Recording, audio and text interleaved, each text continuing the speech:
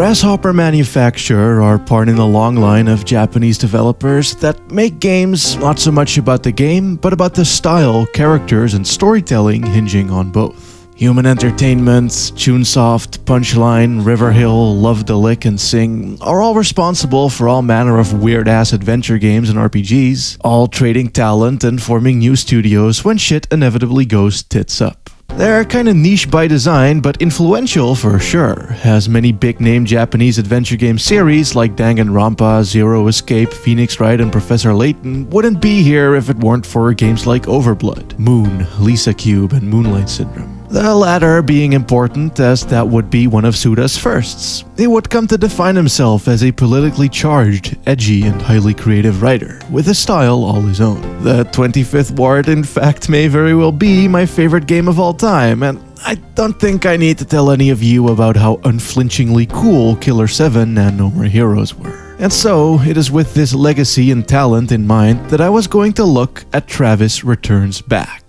Though, it's probably worth establishing what exactly that legacy be. Well, besides the obvious that I just went over, being story and style uber alles, there is also a ton of shit from Suda's personal life that shines through in his games. His hobbies like baseball, football, and wrestling, the music and movies that he likes, like the shit from Takashi Miike and a metric fuck ton of punk bands, his penchant for fashion, already being known in his hometown as an eccentrically dressed outcast, which shows in everyone being pretty, yet weird, and of course his general personality and life experiences. Dude has a fair bit of that British punk era doom thought going on and is keenly aware of how shit society can be as a result. Plus, he also hasn't had the smoothest experiences with the big money man himself, and so his games always sit somewhere in between the ironic, lethargic, comedic dick and the spunky, punky, yet funky fuck. Often bait-and-switching the player, setting up expectations only to subvert/entirely flushing them down the drain, while being so meta as a whole that his stories almost defy reading. Don't get me wrong, there's tons of individual ideas and expressions in there, but he deliberately casts any ribbon-tying closures aside. His stories are about the journey, not the destination. You can go from long-winded rants about a lack of money and freedom to suddenly chilling by the pool with pirate luchadors. You can play a sad sack of shit otaku loser boy, but still overcome and shine on like the crazy diamond you are, and experience a slowly breaking down frustrated mess of a game mired by bad publisher intervention, while also playing a batshit crazy fun creative shooter. There's shadows there for sure, but one must never forget the shining beams of sunny creativity that are needed to cast those in the first place. They're very expressive games, basically. Uniquely his, even when he takes a backseat producer role. Tonally, what this results in is writing that is rather meta and fourth wall-less. You always play as weirdos or losers getting dicked over in some profound way, which they'll then talk about. Like a lot. A lot. Like, Jesus, this motherfucker can write! In a flavorful way too, with tons of cursing, slang, informal speech patterns, long-winded ramble rants, and heaps upon heaps of sarcastically self-aware banter. Kit complaining about the character art not matching the models, 25th Ward people being upset about the contrived puzzles, and of course, Travis 51 proudly showing his love for the trend-bucking, industry-smashing indie games.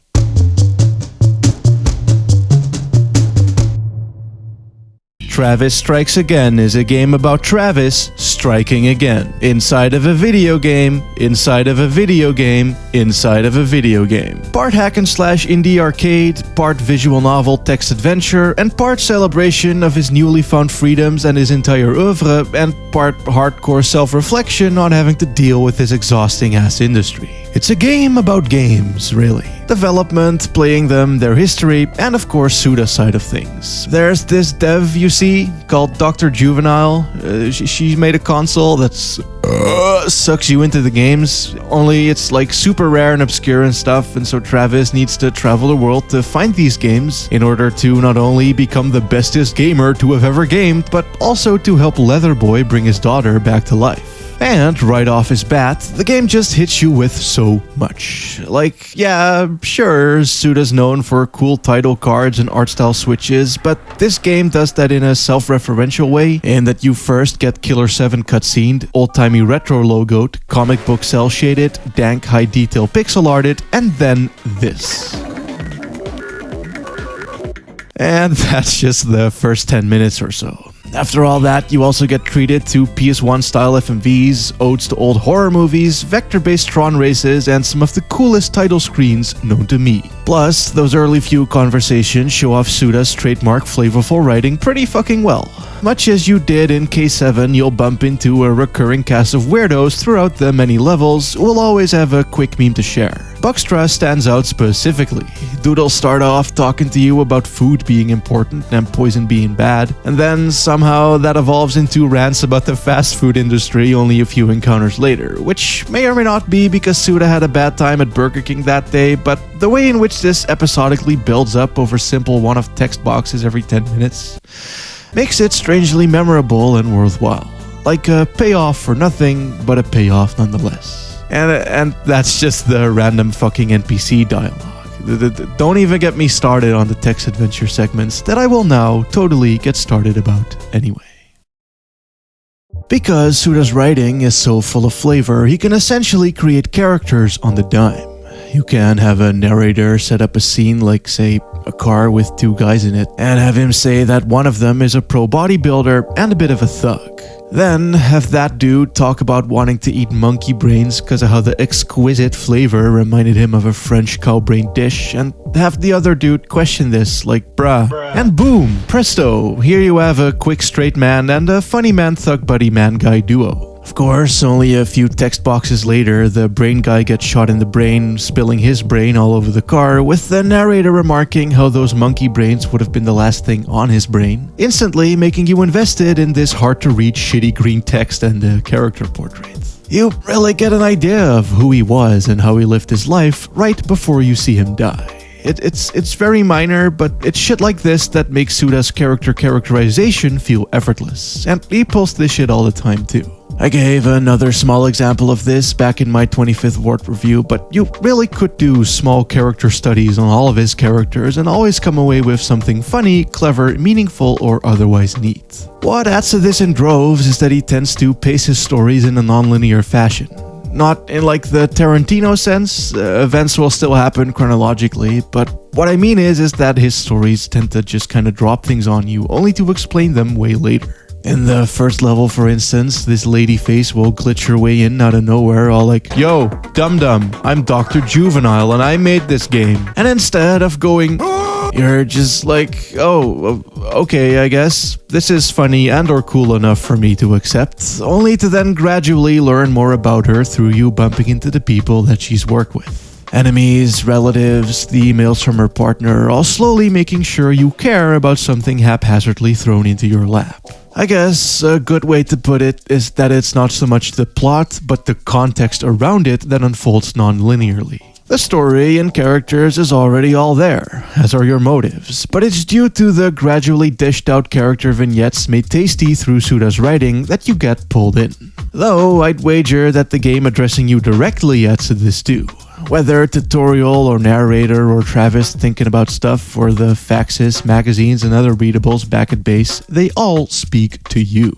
And not in that you being Travis because you control him type of way either. The bosses will talk to Travis, calling him by name and such, but everyone else, including the boy himself, will address you directly. In any other medium, this would have been cheesy or out of place, like an over-the-top turn and wink towards the camera moment, but because it's inherently interactive with you doing all the playing, exploring, and reading, it feels quite natural and bears all of the cozy campfire bedtime connotations that come with it. Besides, it can create this in-on-the-meme or mystery vibe as well. The pigeons in Killer 7 did that too, warning you about things in universe or talking about the characters, things that feel like they would whoosh right over Travis but build up to a reveal or plot point all the same. So that when things do happen, you'll be watching it happen to someone rather than being put in their shoes, which will then get pulled back later when Travis empties his heart to you. It's like you're working together with the game, playing with it, being in on the joke and bonding with these people, not through embodying them, but simply through sharing a moment. It's a really clever trick that only games can do to this extent, and Suda certainly knows this, as he explores it thoroughly here.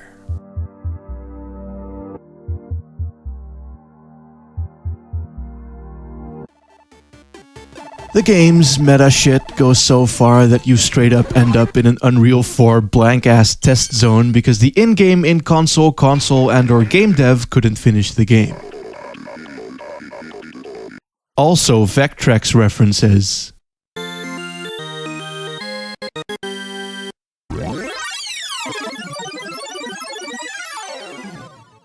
Yeah, racing level aside, you're also subjected to this. Travis starts reminiscing about the warm glow of the screen, after which you get another quick character vignette about this secretary who's also a part-time YouTuber making videos on, you guessed it, vector-based games.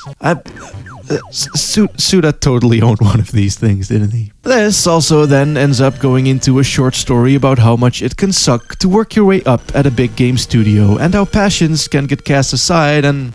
this is just an autobiography at this point. If you've heard or read anything about Travis Strikes Back Again, it's likely that it's repetitive and somewhat tedious to play, and honestly, that is pretty much Suda's MO regarding playability. Dude straight up made an entire game pretty much wholly about how shitty adventure game puzzles can be, too, if you count the 25th ward, chock full of purposefully tedious sections just to prove a point. And having played both, I can say that it's not always fun. I appreciate the cheekiness and fuck with the vision as an avid disliker of contrived play, but having to knock on like a billion doors with naught but cock for cluage is too fucking much. Not to mention Flower, Sun, and Rain being based entirely around math, and fuck math. It is the tool of the oppressor! Here though, I don't really see it. Like, it's definitely low budget and stripped back, but that's largely because it's actually low budget and stripped back, and also because it stands as a tribute to Hotline Miami and other games like it.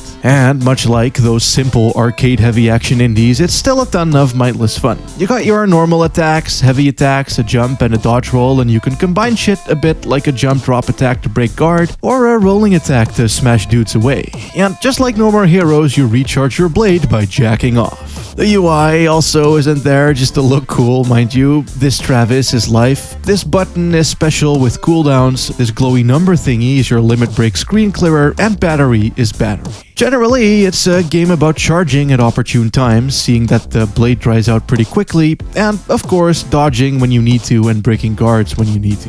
Which is simple enough on its own, but when things get hairy, and they will, you will have quite a lot of bars, enemy types, conditions, situations, variables, and projectiles to keep in mind while hacking and jacking off. There's enemies that can only be taken out with a heavy hit.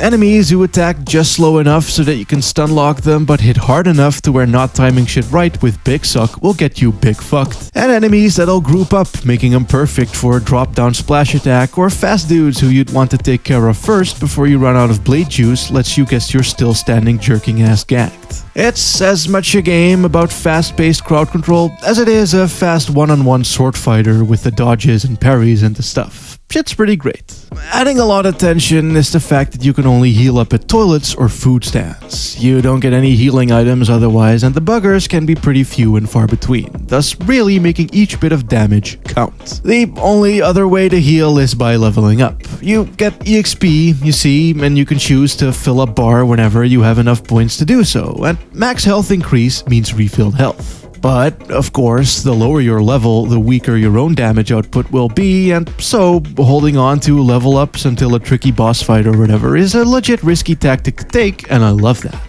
Additionally, just the sheer sounds and glitchy, shattery visuals when you take motherfuckers down as you swiftly snap on between them with satisfying shudders and frame stops feels fucking excellent. You're really mowing them down, sledgehammering through, all the while your battery depletes and your health becomes an ever-increasing threat. It is strong, but not like 1 hour long levels strong. Cause yeah, the levels drag on a little bit, which isn't a strange thing in Suda games either. Anyone who's played the Silver Cases ending or No More Heroes 1 can tell you, but in Travis Returns Back Again, I certainly got the vibe that things were spread a bit too thin. And don't misunderstand, things will get plenty creative too, using neat puzzly bits like needing to rotate entire bits of an America-style neighborhood so you can pass, which will then get built upon again progressively with things like the tailing death face that'll one-hit kill you upon touch, making for big tents. Or shit like the 4th level, which is part racing game with its own whole set of mechanics. It's just that, while all of that is cool, it'll still overstay its welcome a fair bit. Like, maybe 4 or 5 house puzzles would have been cool. 8 of what is essentially the same gameplay loop with the same song is a bit too much. Suda loves Hotline Miami. I mean, it's in this game, he's hung out with the boys, and also this.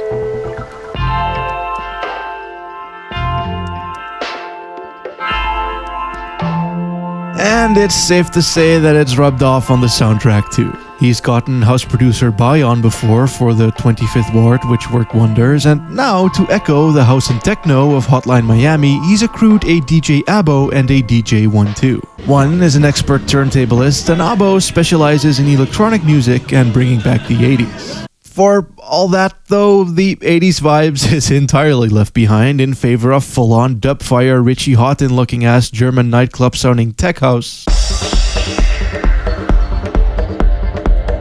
Straight up trap shit.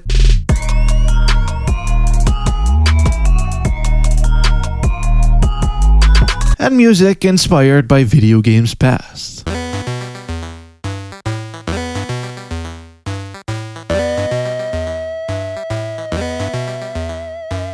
Also, in the 3rd stage, they have this D is dead-ass PS1 disco shit, and so now I feel ripped off. Where is my money? The trap surprised me a lot, to be honest. Suda's games often have Masafumi Takada and Akira Yamaoka doing his OSTs, so things have definitely flirted with hip-hop beats before, but it's always been on a more trippy tip. Which is here too, no doubt courtesy of 1-2.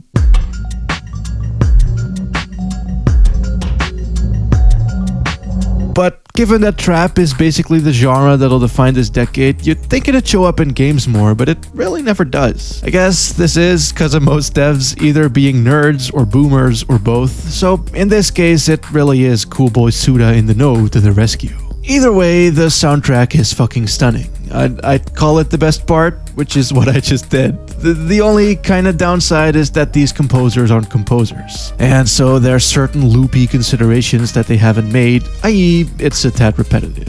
Which isn't too bad on its own, but when the levels themselves can drag on a bit too, or with the VN parts grabbing from the same pool of like 4 fucking songs all the goddamn time, it can drone on a bit for sure.